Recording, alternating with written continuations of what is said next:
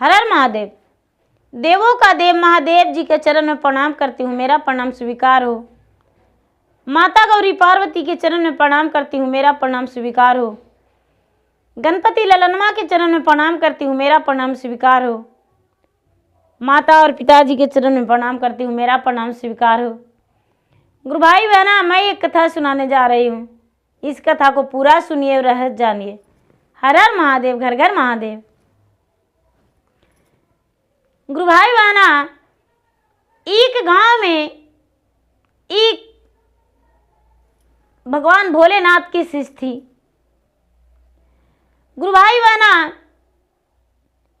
वो बेचारी का 2 बेटे थे और पति थे। अपने बेटे के साथ, पति के साथ वो बहुत खुश थी।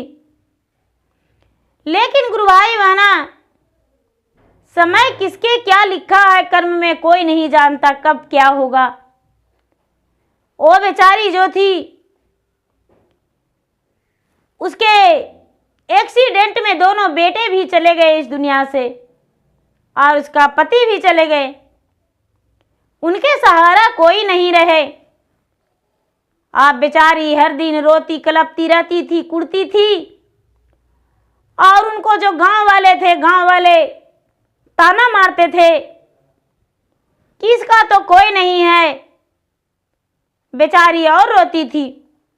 उसका धन संपत्ति बहुत था, इतना धन संपत्ति था, इतना धन संपत्ति था, मोटर गाड़ी कार बंगला सब कुछ था। गुरु भाई बहना, अब उसका जो धन संपत्ति था, धन संपत्ति लेने को लिए तो अनेकों व्यक्ति तैयार थे। लेकिन वो जो बुढ़िया थी वो बिल्कुल कंजूस थी।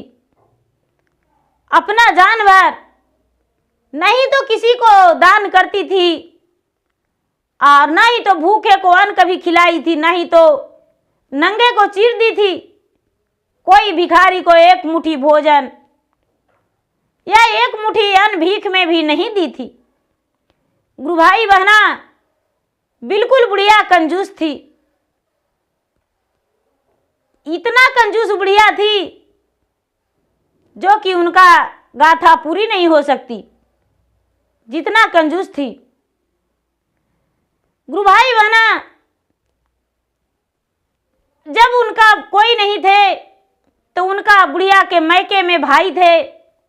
भाई का बेटा यानी कि उनका भतीजा 2 थे। एक भाई बहन वो बेचारी बुढ़िया थी, तो उसका भतीजा कहते हैं कि मेरा फुआ जी का, मेरा बुआ का इतना धन संपत्ति है, यदि उसको हम घर जाकर और सारा धन संपत्ति अपना नाम करवा लेंगे और उसको सेवा करेंगे तो कितना अच्छा रहेगा। वो गुरु भाई बहना चल दिया है अपने बुआ के घर और जाके बोला, बुआ तू रोते क्यों रहती हो दिन भर? अरे तू एक बार आज्ञा दो, क्या तेरा बेटा मैं नहीं हूं? तेरा जिंदगी मैं नहीं करवा सकता हूं, निभा सकता हूं? बुआ ऐसी बात नहीं है, परिवार किस दिन काम आएंगे? गुरु भाई बहना, बुढ़िया बोली तो क्या करूं बेटा, मेरा तो मुट्ठी भर अन्न भी बना के देने वाला कोई नहीं है। उसका जो भाई का बेटा था वो बोला, बुआ मैं अपने घर जाकर अपना पत्नी को ले आएंगे और तुम्हारा सेवा अपना पत्नी से करवाएंगे। गुरु भाई बहना, बुढ़िया तो बहुत खुश हो गई, प्रसन्न हो गई और कहती है कि बेटा तू इसमें देर क्या, जा अपने पत्नी को ले आओ। गुरु भाई बहना, वो अपना पत्नी को लेकर चला गया अपने बुआ के घर और उनका धन पे राज करने लगा। अब तो ऐसो आराम की जिंदगी जीने लगा। गुरु भाई बहना, इनके जो रहने लगा बुढ़िया के पास उसका भतीजा, उसका 3 बेटा था। 3 बेटा था तो बड़ा बेटा का विवाह करने को लिए वो सोचा और विवाह तय कर दिया। गुरु भाई बहना, उसके क्या, जब विवाह के समय हुआ, तिलक के दिन बहुत सारे मेहमान आए, इतना सारा मेहमान आए, इतना सारा मेहमान आए कि बुढ़िया देखती ही देखती रह गई। गुरु भाई बहना, अब ये जो बुढ़िया थी वो सोचती है कि आज तो बहुत सुंदर सुंदर भोजन बन रहा है। गुरु भाई बहना, उसका भतीजा तो रह रहा था उसके पास, लेकिन नौकरानी से भी बेहतर बुढ़िया के समझता था।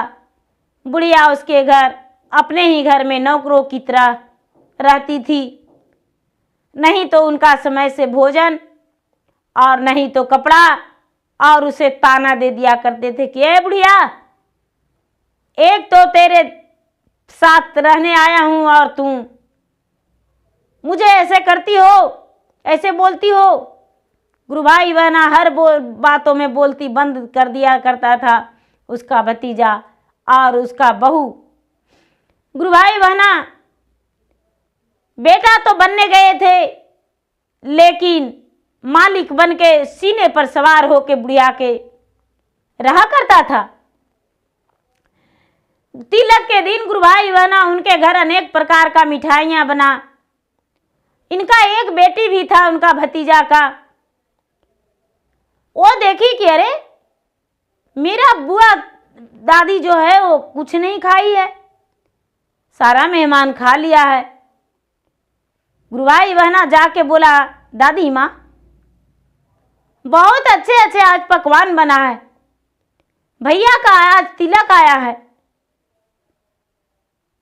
कहती है कि बेटी हम जाएं खाने?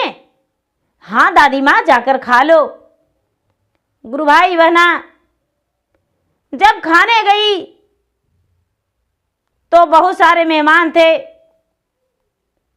ये जो बेटा था भतीजा, वो देखा तो बुढ़िया के घसीटता हुआ उधर से लाया और लाकर उसका कमरे में टेल दिया और बोला कि क्या तेरा पेट में अग्नि लग रहा है? तेरा पेट एक दिन मान नहीं सकता है? मेरे घर मेहमान आए हुए हैं और तू चली गई खाने को लिए। एक दिन भूखा तो रह ही सकती थी। गुरु भाई बहना मारते पीटते घसीटते लाके अपना इसका कमरा में बंद कर दिया। उसका जो बेटी थी, बेटी का आंखों से आंसू गिरने लगा। जब आंखों से आंसू गिरने लगा तो माता के पास गया और जाकर बोला, माँ मुझे भूख लगा है। गुरु भाई बहना, उसकी माँ 4 पूरियां दी, 5 पुड़ियां, और बोली लो बेटी खा लो। वो क्या की कि बूढ़ी माता के पास जाकर कहती है कि माता, दादी माँ तेरे लिए मैं भोजन लेकर आया हूं। जब बुढ़िया पुड़िया खाई तो कहती है, बेटी बहुत मजा आ रहा है, लेकिन मेरा तो शरीर से रक्त गिर रहा है बेटी, मेरा चोट लगा हुआ है बहुत ज्यादा। मेरा कपड़े देखो, खून से रंगे कपड़े हैं।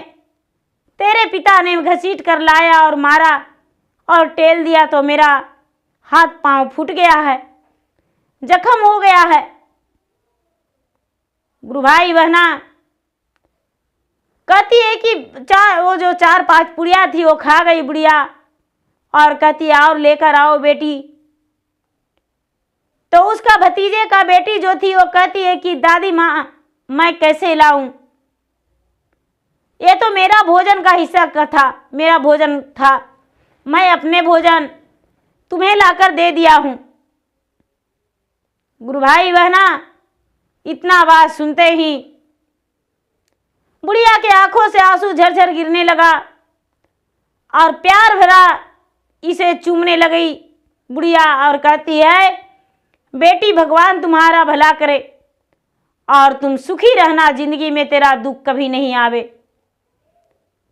जो जैसा करते हैं बेटी वैसा पाते हैं। इतना कहकर और बुढ़िया बोली, बेटी जाकर देखो तो सारा मेहमान खा लिए। लड़की बोली, हाँ दादी माँ सारा मेहमान खा लिए हैं। कहती है कि बेटी, बहू बेटा सुत गया, आयास मेरा टूट गया, अब जरा हाथ पकड़ के ले चलो बेटी, जूठे सकरी चाट कर पेट भर लेंगे। गुरु भाई बहना, ये जो पोती थी उसका बेटे भतीजे का बेटी थी, वो हाथ पकड़ के बुढ़िया के ले गई। कहाँ? जहां पत्तल डस्टबिन में भिगाया था वहां पर चली गई बुढ़िया, और जाके पत्तल में से थोड़ा थोड़ा जूठन जो था गुरु भाई बहना, वो जूठन को बेचारी खाने लगी, जूठन को खाने लगी और खा के और मुंह चटकारने लगी कि आहा बड़ा स्वादिष्ट भोजन है। किसी पर पुड़िया, किसी पर मिठाइयाँ, किसी पत्तल पे सब्जी। बुढ़िया जी भर के खाना, जूठे खाना खा ली।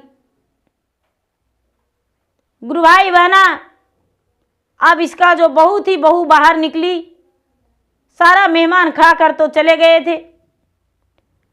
बहू जो बाहर निकली तो देखती है कि अरे मेरा बुआ बस तो खा रही है जूठन, अब इसका जो आँख फटी के फटी रह गया। और जाके हाथ पकड़ के कहती है कि ये क्या कर रहे हैं आप, आपको भोजन देना हम आज भूल गए थे, गलती हो गया मुझसे। गुरु भाई बहना, लक्ष्मी माता उसके से प्रचंड होकर कहते हैं कि अरे इसी के धन पे तुम राज कर रही हो। पार्वती प्रकट होकर कहते हैं, इसी के धन पे तुम राज कर रही हो और तुम इसे झूठे पत्तल चटवा रही हो। मानती हूं कि बुढ़िया कंजूस थी, लेकिन इतना भी नहीं, पाप नहीं की थी, पुण्य ही किया है। गुरु भाई बहना, बहुत चक्के रह गई हो जो बहू थी, हाथ पकड़ के अंदर ले गई।